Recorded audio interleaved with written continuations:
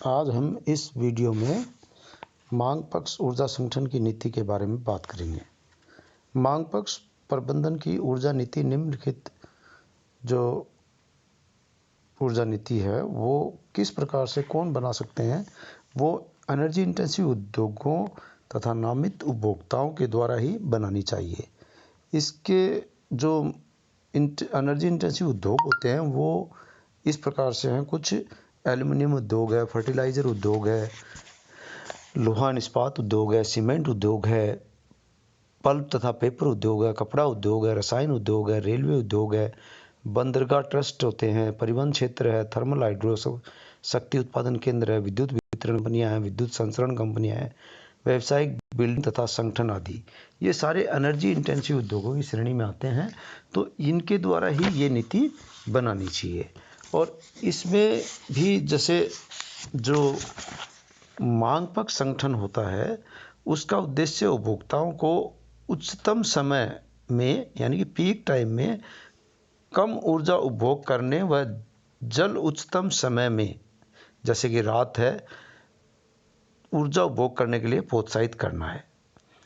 ऊर्जा प्रबंधन यह भी उम्मीद करता है कि विद्युत संयंत्र को अतिरिक्त उत्पादन न करना पड़े। विद्युत को संचित नहीं रखा जा सकता, इसकी आपूर्ति उपभोक्ताओं के नियंत्रण में होती है। विद्युत आपूर्तिकर्ताओं ने यह माना कि उपभोक्ताओं की आवश्यकताओं को पूरा करने के लिए केवल नए उत्पादन संयंत्र को जोड़ने से काम नहीं चलेगा, बल्कि हमें उसको एनर्जी को कंजर्व करना पड़ेगा, यानी कि संरक्षण करना पड़ेगा। विद्युत उत्पादनकर्ताओं ने पर्यावरण को और अधिक विकृत होने से बचाने हेतु ऊर्जा का तर्कसम्मत प्रबंध किया है और इस हेतु कई कदम उठाए हैं, जैसे ऊर्जा संरक्षण की विधियां लागू करना, वैकल्पिक ऊर्जा का अधिकतम उपयोग करके, दक्ष ऊर्जा उपकरणों का उपयोग करके, विद्युत भार को उच्चतम समय से न्यूनतम समय में बदलकर एनर्जी को बचाना। साथ ही हम ये भी देखते हैं कि मांग पक्ष की ऊर्जा नीति ऊर्जा प्रोत्साहन उद्योगों को बनानी चाहिए, जो कि कौन से, जैसे मैंने अभी पहले बताया था कि सीमेंट उद्योग है, कपड़ा उद्योग है, कागज़ उद्योग है, रसायन उद्योग है, लोहा इस्पात एल्युमिनियम उद्योग है, विद्युत वितरण संचारण कंपनियां हैं, रेलवे परिवहन उद्योग है या रेलवे या परिवहन क्षेत्र मान लो, थर्मल हाइड्रो शक्ति उत्पादन केंद्र होते हैं, उर्वरक उत्पादन केंद्र या उर्वरक उत्पादन उद्योग है, बंदरगाह ट्रस्ट, व्यावसायिक इमारतें आदि सभी संगठन इसके हैं। और इसमें कुछ ऑर्गेनाइजेशंस होते हैं जो एनर्जी मैनेजमेंट करते हैं, जैसे कि ऊर्जा प्रबंधन के लिए कौन कौन से संगठन स्थापित किए गए हैं। वो है पहला जैसे total quality management and employee suggestion system organisation है। दूसरा आपका टोटल क्वालिटी मैनेजमेंट ऑर्गेनाइजेशन है, यानी कुल गुणवत्ता प्रबंधन संगठन है।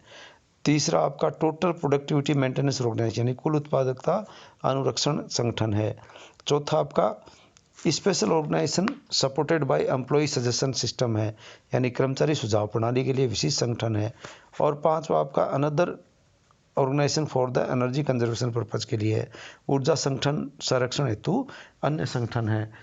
इस प्रकार से हम ऊर्जा प्रबंधन के लिए इन संगठनों को देखते हैं। और यहाँ ये भी बड़ी चीज़ है कि जो टोटल प्रोडक्टिव मेंटेनेंस ऑर्गेनाइजेशन यानी कुल उत्पादकता अनुरक्षण संगठन है, वो किस प्रकार से आपका प्रोडक्टिविटी को चेक करता है, और कुल गुणवत्ता वाला वो किस प्रकार से क्वालिटी को चेंज करता है। टोटल क्वालिटी मैनेजमेंट है कि किस क्वालिटी की आपको प्रबंधन संगठन है, कुल गुणवत्ता प्रबंधन संगठन जिसको कहते हैं। तो वो अपने आप में जो टोटल काम करते हैं उनको खुद देखते हैं।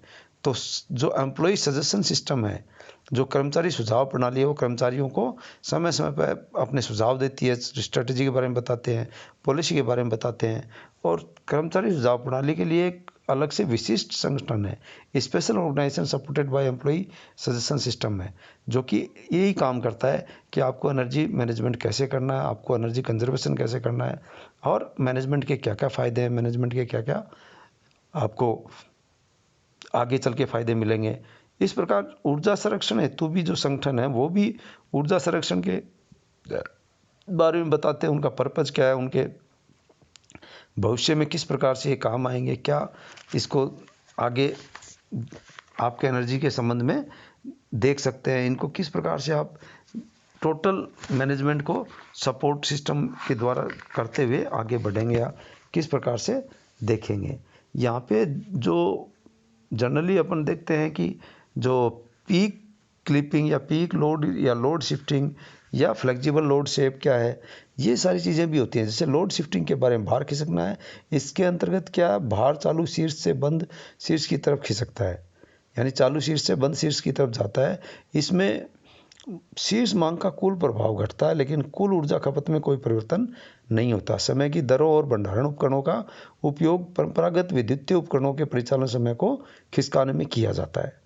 इसके अतिरिक्त एक और विधि है जिसमें शीर्ष घंटों के दौरान कुछ समय के लिए भारी उपकरणों को बंद कर दिया जाता है और बंद शीर्ष अवधि के दौरान चालू कर दिया जाता है। और इसी प्रकार से फ्लेक्सिबल लोड शेप है, जो लचीला भार आकार है, इसके अंतर्गत विश्वसनीयता और सेवा की गुणवत्ता में भिन्नताएं आती हैं।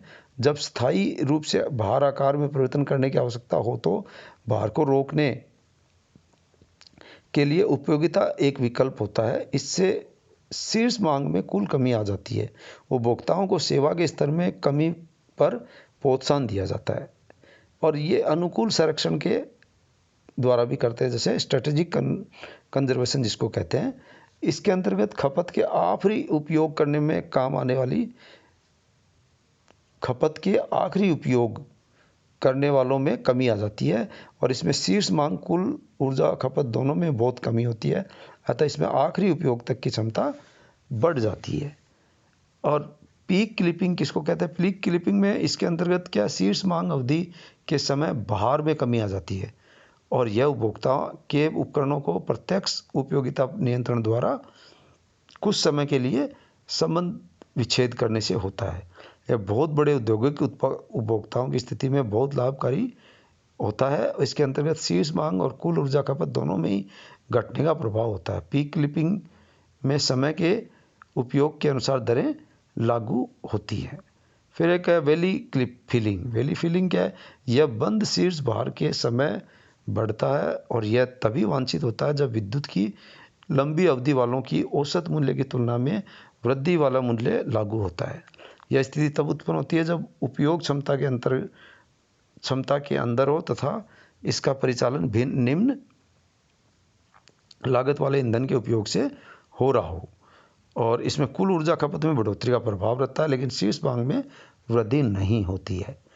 अब लोड रिस्पॉन्स प्रोग्राम को कौन से फैक्टर अफेक्ट करते हैं? ये भार प्रतिक्रिया कार्यक्रम को प्रभावित करने वाले कौन कौन से कारक होते हैं, इसके बारे में अपन बात करते हैं। ऐसे बहुत सी अपॉर्चुनिटीज़ आती हैं जहां भार प्रतिक्रिया कार्यक्रमों का उपयोग बिना किसी अतिरिक्त लागत के किया जा सकता है। इनके बहुत बड़े मात्रा में उपयोग करने से पहले आपको कुछ फैक्टर्स हैं जिनको समझना चाहिए और भार प्रतिक्रिया कार्यक्रम को जो प्रभावित भी करते हैं। पहला है उपभोक्ता द्वारा भार पुनः क्रियान्वयन और उतारने में खर्च हुई लागत को देखना चाहिए। भार प्रतिक्रिया को प्राप्त करने में लगा समय हमेशा नोट करना चाहिए। थोक मूल्य यानी कि होलसेल प्राइस में आई भिन्नताएं, वेरिएशंस को नोट करना चाहिए। बहुत गंभीर अपर्याप्त एक्यूट शॉर्टेज के कारण विश्वसनीयता समस्या में घटती हानियों को भी नोट करना चाहिए। तो इस प्रकार के कार्यक्रमों को क्रियान्वित करते हैं तो करने पर उत्पन्न हानियाँ होती हैं, उनको भी अपने को नोट करके देखना चाहिए और वह फैक्टर्स को अपने को कंसिडर करते हुए आगे चलना चाहिए। अब इसमें लोड रिस्पॉन्स टूल्स होते हैं, जो भार प्रतिक्रिया औजार जिनको कहते हैं, वो क्या है? भार प्रतिक्रिया कार्यक्रम में भाग लेने के कारण उपभोक्ताओं को भार प्रतिक्रिया औजारों की आवश्यकता पड़ती है।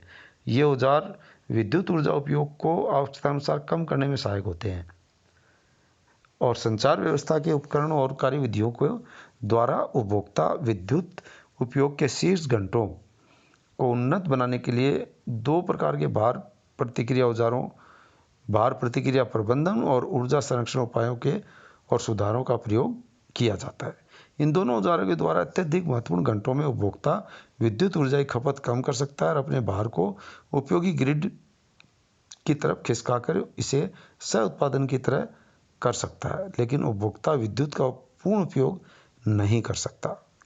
इसी प्रकार से एक रिलायबिलिटी